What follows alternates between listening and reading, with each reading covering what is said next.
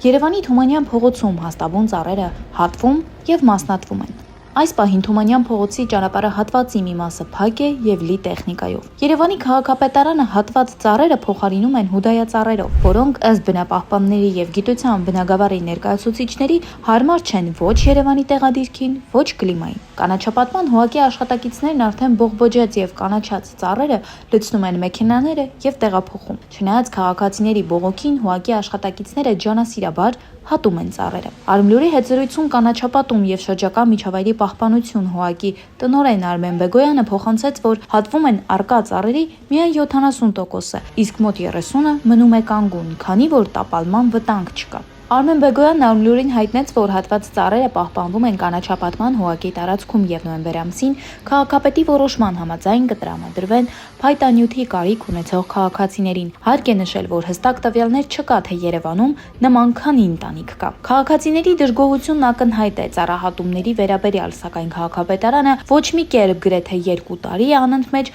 չի պատրաստվում հետ կանչել որոշումն ու կանխել ծառերի ոչնչացումը։